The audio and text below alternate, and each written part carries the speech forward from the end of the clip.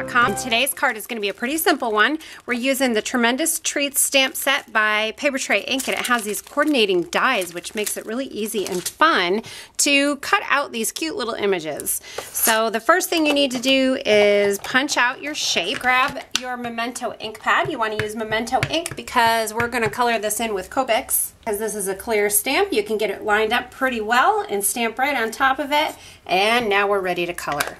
Now, mind you, I am not an expert Copic colorist yet. I'm working on it, and in January I'm going to CHA, which I'm really excited about.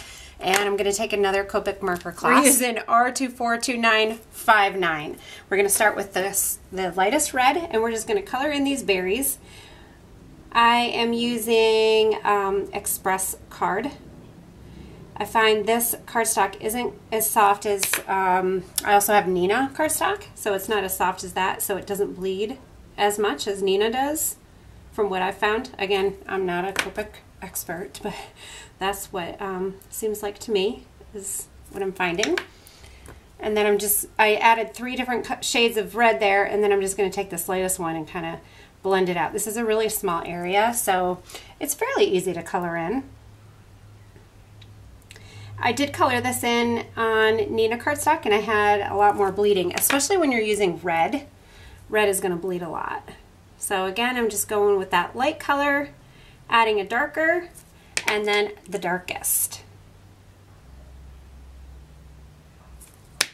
And then I'm going to take that light one and blend those out.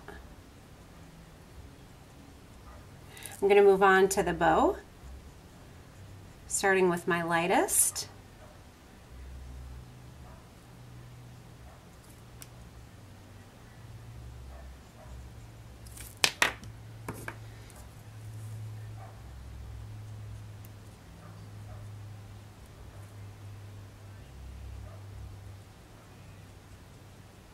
Come in with that second color, the medium, followed by the darker.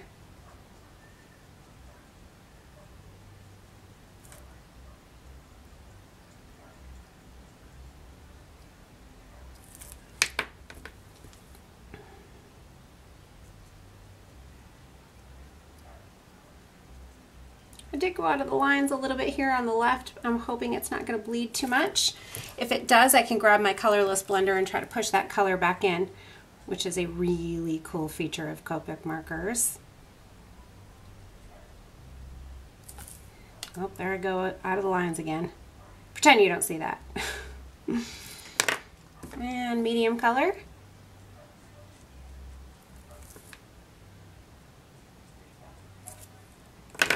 And then the dark.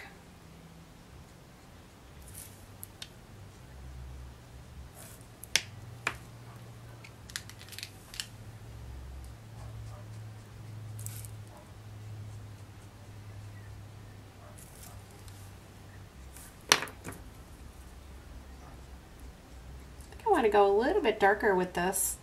Just going to add some more of the R59.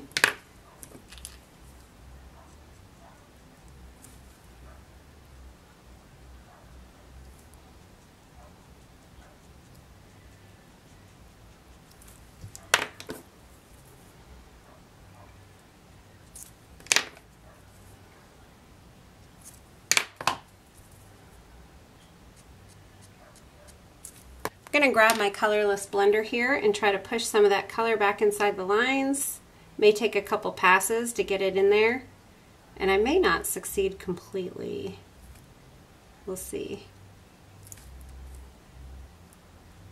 It's pretty neat how this colorless blender works. Fingers crossed. All right, we'll leave that while we move on to the greens. Now for you Stampin' Up! Fans, this is YG97 and YG91, and these are very similar to Old Olive. So if you're trying to match up some colors, this is a good Old Olive color.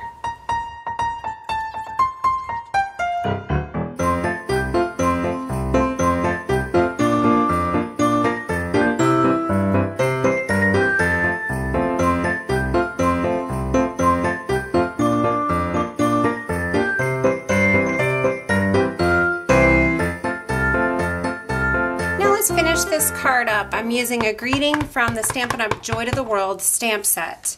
And I'm going to use the Stampin' Up! Jig because I want to make sure this is straight.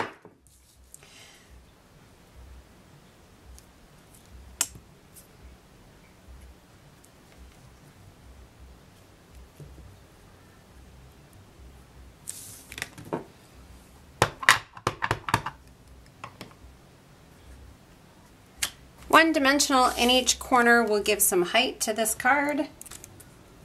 And a dimensional on the back of our little embellishment. And we'll add that.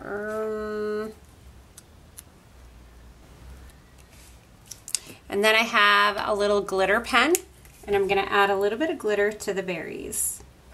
So you can see, you can use a fun little accent piece like the holly here to dress up a really clean and simple card. Hope you guys enjoyed today's tutorial. Happy stamping! I'm popping back in here real quick. I am totally obsessed with the Stampin' Up! Glimmer paper, using it to add as little accents. And I thought this looked a little heavy this way, so I wanted to add just a little tiny strip. This is about 1/8 of an inch of glimmer paper. I'm going to add it to the end here, right under the greeting. We'll have it go all the way to the edge of the card and just trim off the end. Thanks so much for watching, and be sure to hop over to KatherinePooler.com and get on my newsletter list so you'll get the top 10 things every stamper needs to know video series along with my weekly newsletters, and we can keep in touch. Thanks for watching. Have a great day. The rest of this card is going to be really simple. I'm using the Joy to the World stamp set by Stampin' Up! For my greeting. And I'm going to Stamp and jig it because I want to make sure it's straight. Oh, well, maybe upside down.